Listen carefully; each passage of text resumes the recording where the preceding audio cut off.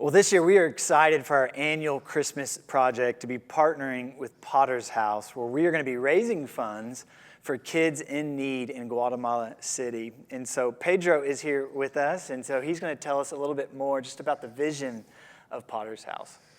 So Potter's House is a Christ-centered organization that focuses on high-risk young and children.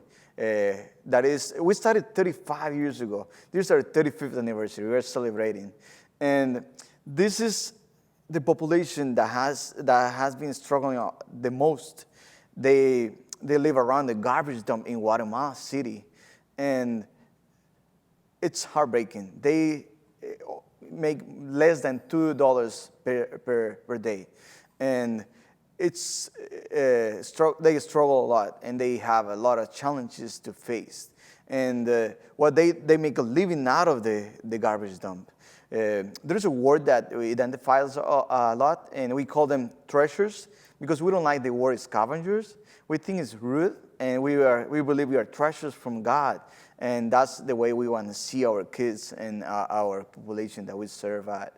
So we are working hard to develop those treasures and making them understand that they can start developing themselves and start working, and not depending on an organization, but depending on God. But we need to give them opportunities so they can reach out to that maturity level where they can understand that they can first pray and then find a way and exit.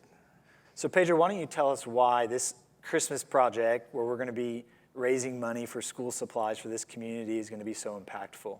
So at Potter's House, every project, it's just an excuse to present God. Mm-hmm. And this is not the exception. The income for the treasures have been reduced in 50% during COVID. So it has been a huge challenge for them. School year in Guatemala goes from mid-January to the end of October. So we are getting ready to purchase some school supplies for the 300 kids that we have in the program in Guatemala. And it will be a huge opportunity to bless these treasures and give them opportunity so we can reduce statistics and send them to school so they can start making a living and developing themselves and depending on God, not in us. So we want to invite you this Christmas season to prayerfully consider partnering with us as we raise funds for the treasures in Guatemala.